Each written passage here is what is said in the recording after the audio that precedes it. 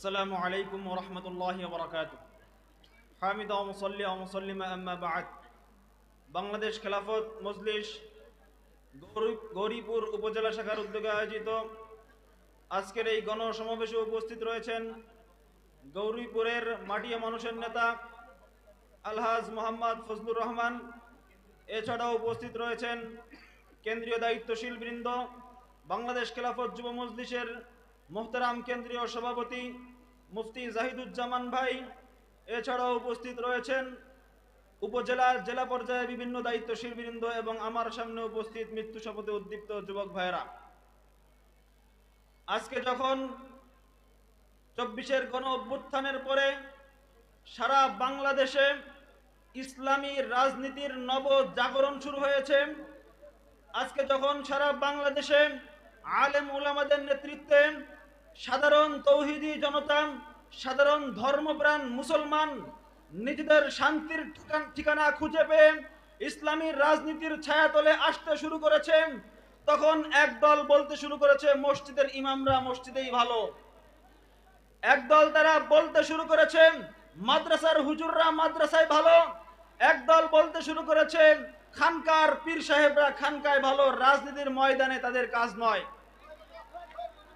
আপনারা বলেন তো, একজন ইমাম, তার অধীনে সমাজের সমস্ত মানুষ নামাজ পড়ে, সেই নামাজীদের মধ্যে বিভিন্ন ধরনের মানুষ থাকে, বিভিন্ন বংশের, বিভিন্ন গোত্রের এবং বিভিন্ন মতবাদের লোক সেই ইমামের নেতৃত্বে নামাজ পড়ে।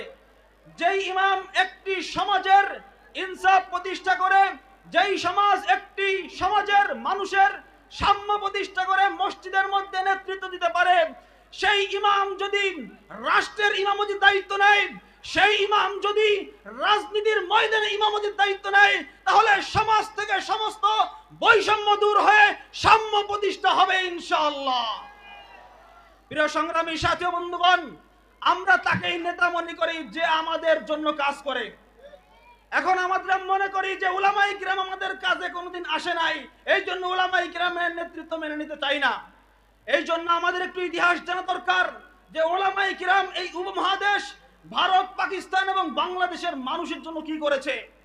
সর্বপ্রথম ব্রিটিশরা অর্থাৎ ইংল্যান্ডের সেই সাদা চামড়ার লাল কুত্তারা, তারা যখন এই ভারত উপমহাদেশকে দখল করেছিল, তখন সর্বপ্রথম এই উপমহাদেশকে দারুল হরব ঘোষণা করে তাদের বিরুদ্ধে জিহাদ ঘোষণা করেছিলেন একজন মাওলানা, তার নাম শাহ আব্দুল আজিজ মুহাদ্দিস নবী রাহমাতুল্লাহি আলাইহি। এবং তার ফতোয়ার ভিত্তিতে সমস্ত মানুষ তাদের বিরুদ্ধে জিহাদে অবতীর্ণ হয়েছিল। এরপরে ইতিহাস আমরা সবাই জানি, বালাকোটের ময়দানে উলামায়ে কিরাম রক্ত দিয়েছেন, শামিলির রণাঙ্গনে উলামায়ে কিরাম রক্ত দিয়েছেন, দেওবন্দ প্রতিষ্ঠা হয়েছে এই ভারত থেকে ব্রিটিশদের আধিপত্য মুক্ত করার জন্য। এরপরে 1866 সালে, এরপরে 1876 সালে রেশমি রুমাল আন্দোলন হয়েছে, 1905 সালে বঙ্গভঙ্গ রদের বিরুদ্ধে আন্দোলন হয়েছে, 1928 সালে সর্বপ্রথম শাহ আশরাফ আলী থানভী রহমতুল্লাহি আলাইহি সর্বপ্রথম মুসলিমদের জন্য আলাদা ভূখণ্ডের দাবি তুলেছিলেন। তার ভিত্তিতে 1947 সালে মুসলমানদের আলাদা ভূখণ্ড হয়েছে। এই আলাদা ভূখণ্ডে এখন আমরা শান্তিতে বসবাস করতে পারি। বলেন তো, ভারতে মুসলমানরা গরু খাইলে মায়ের খায় কিনা? ভারতে মুসলমানরা নামাজ পড়তে গেলে নির্যাতনের শিকার হয়। ভারতে ঈদের নামাজ পড়তে গেলে মুসলমানরা নির্যাতনের শিকার হয়। ভারতে বোরকা পড়লে তাদেরকে হেনস্থা করা হয়। কিন্তু বাংলাদেশ আর পাকিস্তানে ধর্ম পালন করতে গিয়ে কাউকে নির্যাতন করা হয়। আপনারা যে এই একটা মুসলিম ভূখণ্ড পাইলেন, এর অবদান কাদের? এর অবদান সম্পূর্ণ আলেমের। তিনি হচ্ছেন আশরাফ আলী থানভী রহমতুল্লাহি আলাইহি। শুধু এখানেই শেষ নয়, এরপরে 1971 সালে যুদ্ধ হয়েছে, সেই যুদ্ধে আলেমরা ভূমিকা পালন করেছেন। কিন্তু দুঃখজনক বিষয় হলো 1971 সালের পরে ভারতের প্রেসক্রিপশনে শেখ মুজিবুর রহমান এই বাংলাদেশকে 1972 সালে ভারতের হাতে তুলে দিয়েছে।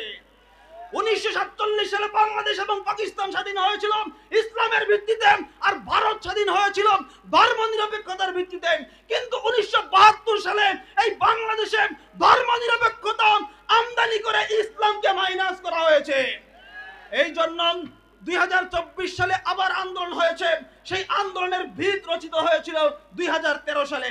2013 2013 সালে শাপলা চত্বরে উলামায়ে কিরাম রক্ত দিয়ে ভারতীয় আধিপত্যবাদের বিরুদ্ধে লাল কার্ড দেখিয়ে দিয়েছে এবং মানুষকে বলেছেন যদি এই ভারতীয় আধিপত্যবাদ থেকে মুক্ত হতে হয় তাহলে এই স্বৈরাচার হাসিনাকে সরাইতে হবে। তার উপরে ভিত্তি করে 2024 সালে আন্দোলন হয়েছে। সেই আন্দোলনে আমরা রক্ত দিয়েছি, ওলামায়ে কিরাম রক্ত দিয়েছেন, সাধারণ ছাত্র জনতা রক্ত দিয়েছেন। সেই রক্তের বিনিময়ে যেই বাংলাদেশ গঠন হয়েছে সেই বাংলাদেশে আমরা আর ধর্ম নিরপেক্ষ মতবাদকে বরদাস্ত করব না ইনশাআল্লাহ। এবারের বাংলাদেশ হবে ইসলামের ভিত্তিতে, এবারের বাংলাদেশ হবে দিন দরদি মেহনতি মানুষের নেতৃত্বে, এবারের বাংলাদেশ হবে সাম্যের ভিত্তিতে, এবারের বাংলাদেশ হবে বৈষম্য মুক্ত, এবারের বাংলাদেশ হবে ফাসিবাদ মুক্ত, এবারের বাংলাদেশ হবে সমস্ত জুলুম অন্যায় অত্যাচার মুক্ত, এবারের বাংলাদেশ হবে খেলাফতের বাংলাদেশ, ইসলামের বাংলাদেশ।